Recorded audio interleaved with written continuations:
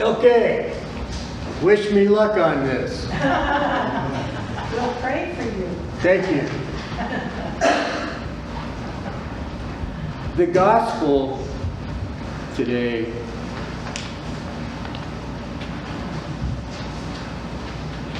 every year we do the same way. You know, it's always the same for this particular day in our liturgical calendar.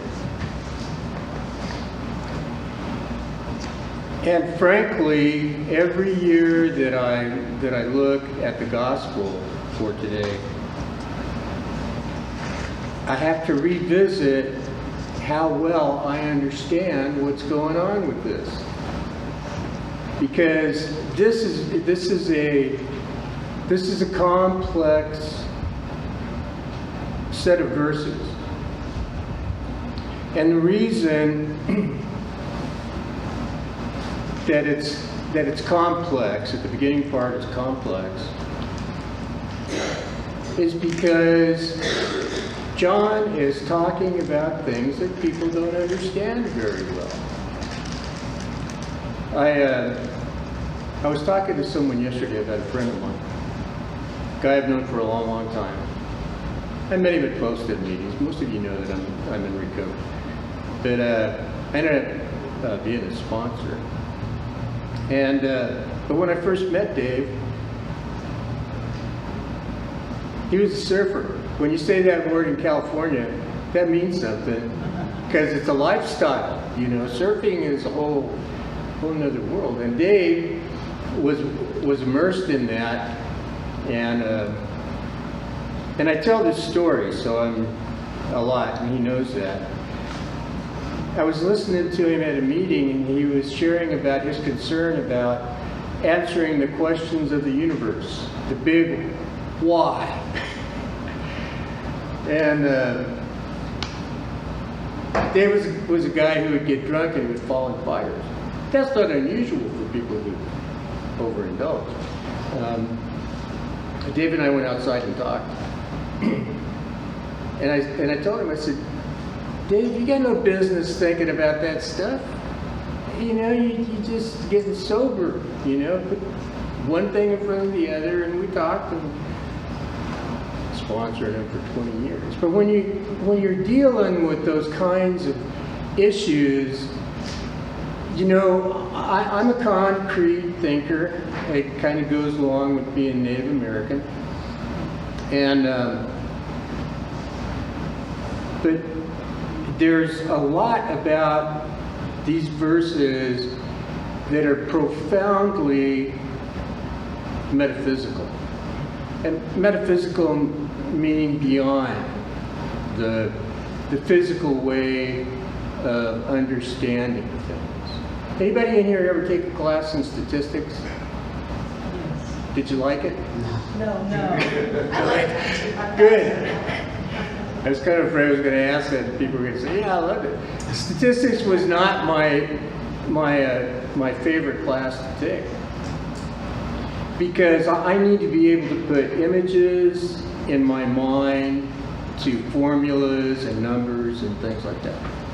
And so I had some difficulty with statistics, even though ultimately I enjoyed having the statistics because I was into research. Now, I haven't said that. When you look at what this verse is saying, I think the thing that comes to mind about the Word, that's where we're starting here, the Word. How do you explain something that you may not be able to verbalize? And this happens a lot when you're moving from one culture to another where languages are different. There may be a concept that's communicated in Lakota, and I know some Lakota. And so when somebody says to me a certain phrase in Lakota, I know what they're saying, but it doesn't necessarily translate well into English. And so you're left with a sense of wanting to understand, but not necessarily being able to understand. So I'm going to try to explain my understanding of what we're talking about here when we're talking about the Word. The Word is everything. The Word existed with God before anything. And there's even some understanding in these verses that God in His greatness conceptualized what existence would be for human beings and held that near his godlike chest before He translated it into creation and everything else that goes on in existence. So when we talk about the Big Bang, it started with an explosion. Well, I don't know. Wasn't there. Don't want to go there. That was an ugly time. But if you visualize this box suddenly flying open and everything that's about God and life and Christ and the Holy Spirit is out there now as a fruit of God's wisdom and existence. That's the Word. And now in a more concrete way, we go on to try to understand what we're dealing with here, because the Word is also the law.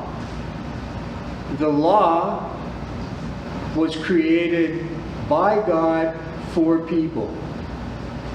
In some commentaries, it's like the law was already there, it just hadn't necessarily come to be.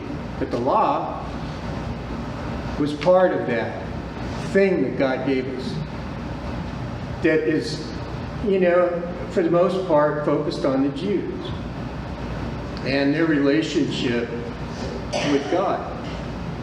But there are other phrases in here. And it says, the Word was with God. Meaning that God and the Word are separate from each other. And this is where we're getting into metaphysical and philosophical ways of thinking that can be confusing, that are confusing to me. But I believe that we have this set of verses to force us to think about what it really means, the Word. I mean, how many times have we heard that verse? How long have you been an Episcopalian?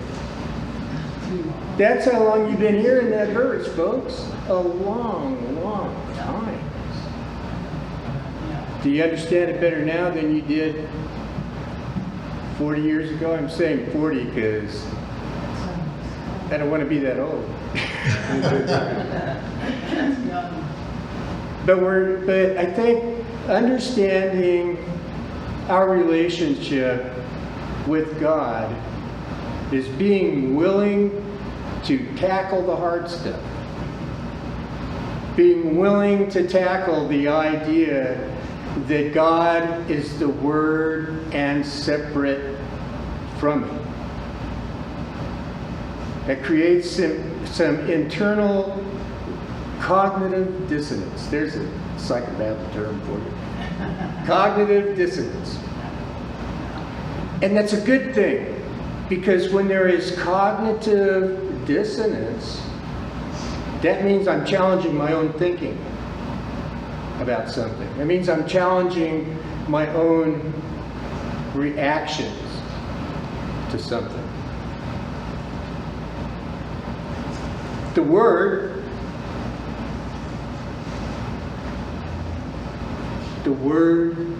was God. The Word is Jesus. In this world, the Son of God. The Son of God is God in this world. in this world. He's the Son of God and God in this world. Now, y'all going to have to think about this more when this is over and come to your own conclusions. But the conclusion that I've come to is that there are key verses that my life has always revolved around in the Bible, I think. And there are verses that I paid less attention to because I have a hard time understanding it. And that's difficult for me because I have an immense ego. Anybody who knows me knows I have an immense ego. Sometimes it works for me, sometimes it doesn't. Another thing I wanted to talk about here. I mean, since I'm doing this, it's an opportunity for me to toss out an idea. When did Christ become Christ?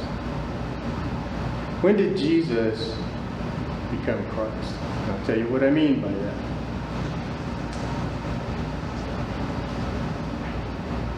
I wonder if Christ, from the time he was a child, knew what was in store for him. Did he always know that at some point he would be sacrificed on a cross? I see things in the gospel, in the word, that tell me that for Christ, becoming aware of his role might have been a process. And his relationship with John the Baptist is about that. Because John the Baptist says, hey, you know, there's somebody else coming. You can connect with the Messiah through me. I am not him. John the Baptist was always really clear. But there's a sequencing, you know.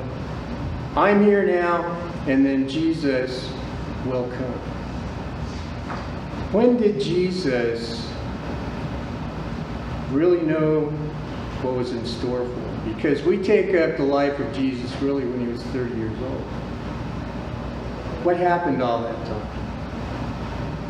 And so in this relationship that he has with John the Baptist, I see an understanding and an awakening of cosmic proportions because God wanted it to happen.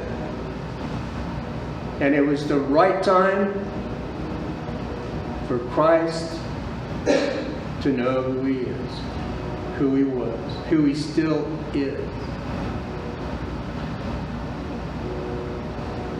But I have to challenge myself on the things that I think on a regular basis.